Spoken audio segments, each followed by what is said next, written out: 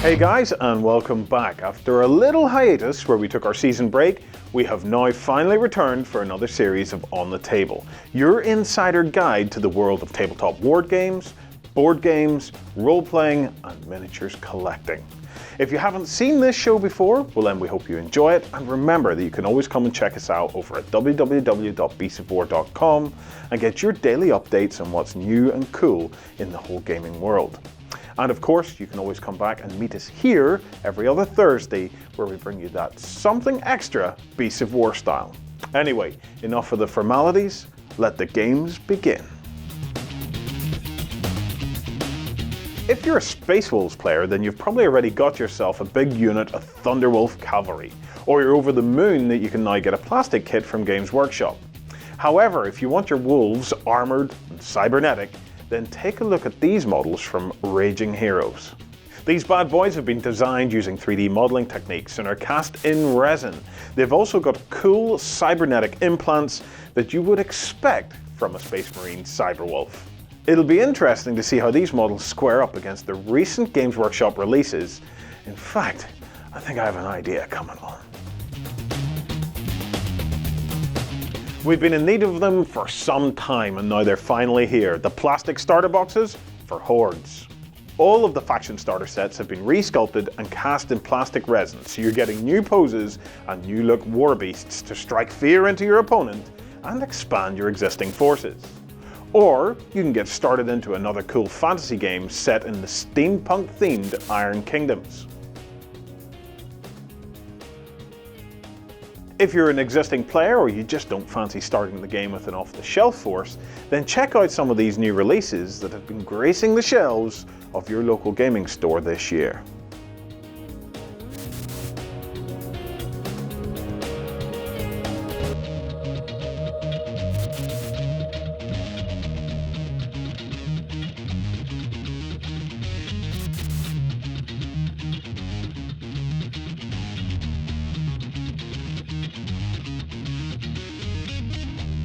Let's take a look at the latest horror-themed releases from the sculpting studio over at Weird Miniatures. The supernatural skirmish game Malifaux has a massive following, and with its narrative style and easy entry level, many players have suggested it to fans of role-playing games as a relaxed alternative to the more competitive and intensive war games like 40k, Warmachine, or even Infinity. Weird Miniatures has a great style, and the Malifaux range includes many elements of steampunk, horror, Wild West, and Victoriana, making the miniatures suitable for more than just the Malifaux game. If you're a fan of any of the genres they cover, Malifaux is a great game to introduce to your friends. And with a free download of the rulebook, there's little to stop you from taking some time out to learn another cool game to add to your repertoire. Are you having problems transporting your exquisitely painted miniatures from one victory to the next? If you are, then take a look at the X-Board from Battlefoam. This is no mere tray, but a fully formed transport solution, or a special tray, if you like. The X-Board has these molded depressions designed to fit the standard sizes of circular bases common to many of the miniature games. So your 25mm, your 40mm, you get the idea. But we're asking ourselves, is this the present for the gamer who has everything, or the gamer who just has too much? Infinity has been rapidly gaining popularity among sci-fi fans and gamers alike. So much so, even the guys at Worthy Painting have started pro-painting the starter sets. Take a look at this Pan-Oceania starter set painted by staff artist James Littler. This is part of the works from the Worthy Painting Studio Force, which will be used when the guys open the doors of their new Preston studio and store. So you happen to be in the north of England, look out for their upcoming events, and once they get the store organised, check out their cool painted miniatures and get the guys to show you how to play something too. In the world of hobby gaming, you'd be hard pressed to find anyone that doesn't have a soft spot for some of the cool visuals from the Star Wars movies. Check out the range of Star Wars models being produced by Knight Models. With the cost of pre-painted plastic models once produced by Wizard of the Coast running the whole spectrum from £1 or £2 right up to £20 plus for some of the super rare versions, these metal models could be considered quite the bargain for the painter or collector. Mind you, you'll have to paint them yourself, but with all the cool inks, dips and quick shades that are on the market, it isn't difficult to beat the quality of the old pre-paints. It's literally the biggest announcement so far this year. It has to be the release of the Warmachine Colossus. These huge mechanical, war machines are set to take the Iron Kingdoms by storm, carving a swathe of destruction across the battlefield and rendering their opponents into smoking scrap.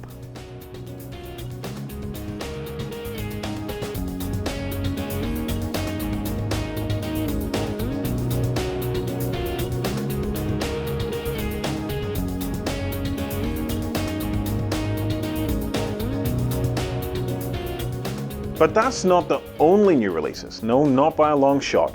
Hot on the heels of the Wrath release last year, we have a cavalcade of models ready to join the swelling ranks of Warmachine.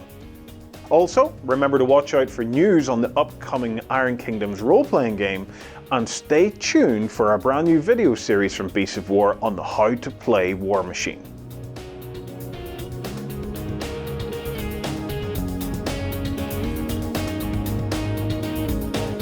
When is a Necron not a Necron? Well, when it's made by Puppets War. Check out this certainly not a Necron jet cycle and these not at all Necron scarab-like Arachnobots. If you've got a hole in your Necron army that's the shape of a tomb blade or command barge, or you just need some swarms of scarabs, then these might be of interest to you. But all joking aside, if you or your friends play Necrons and you're not too hot with conversions, or maybe you just want your Necron force to be just that little bit different, then these models are an easy way to personalize your metal army. While you would be forgiven for thinking that we don't give as much love as we should to the extremely popular Flames of War game, well, that's all about to change this year. Not only are we going to get you that how to play Flames of War video you've been harassing us about, but in preparation we've launched a new hub on the website dedicated to everything Flames of War. In there you'll find discussions, mission ideas, videos and some really cool Flames of War themed widgets that should help immerse you into your favourite game of 15mm historical combat. So why not whip out your smartphone and click this QR code to be taken directly to the hub, or you can follow the link, and if you've got what it takes to be our Flames of War czar, then why not send an application to show us your chops? You'll need to know the game, and you'll need to be able to show us you've got what it takes to get people involved and interested in Flames of War. So if you think you've got it, maybe you could join the team. If you liked your Dwarf King's Hold, or you're just a fan of board games, maybe you're looking for a game to get some of your friends interested in the hobby, or perhaps you just need to entertain the kids on a rainy Saturday. Well then why not check out Project Pandora from Mantic Games. This tactical sci-fi board game pitches the forces of the sinister corporation against the vicious Veer-Myn, the mutant rodent-like result of a forced evolution on the humble ship's rat. You can control either a squad of corporation troopers or the Veer-Myn as you attempt to complete various missions in the darkened belly of a starship. There's shooting and strategy galore, but best of all, there's a tiled game board that allows you to mix up each game and a selection of Mantic models, all ready to game with, bar a little assembly and a little bit of paint if that's your preference. We're looking forward to the main release of the game soon, so stay tuned to Beasts of War for a video review as soon as we get it. The latest Heavy Gear faction has been receiving regular releases for a couple of months now, and these latest releases are amongst the coolest to hit the shelves so far. The Espion stealth gear are amongst the most iconic models to appear in the field guide for the new coalition forces.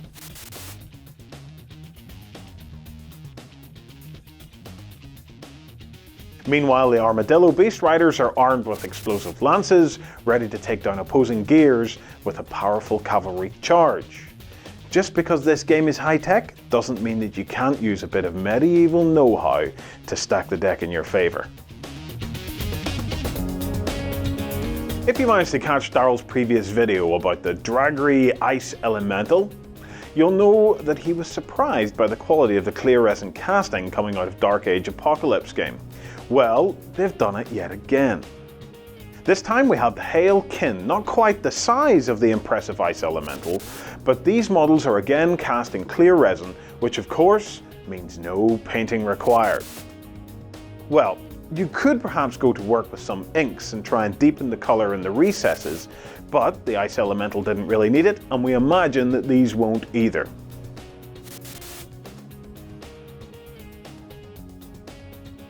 So if you play Dragyri in Dark Age, or you're looking for some smaller ice monsters for your D&D or Pathfinder games, then you really should give these a look. And now for something a little bit different. To try and shake up On the Table for all you new players watching us at home on Sky, we're going to introduce a new segment where we teach you how to play war games and show you some tactics and things like that. Kicking off, we're going to start looking at the game Infinity. So, get a watch of this. Infinity is a game using 28mm metal miniatures to simulate futuristic skirmish combat in a science fiction environment. Unlike other similar strategy games, in Infinity, both players are always playing because during each turn, the roles of the active player and the reactive player alternate.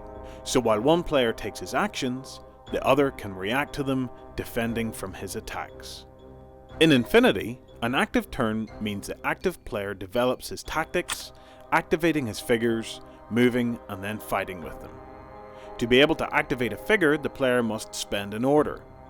Each figure the player has chosen for his army provides an order, which is like an action any soldier from a combat group can use. The player can spend one or more orders on a single figure, or across several of them. In an active turn, the player executes his actions.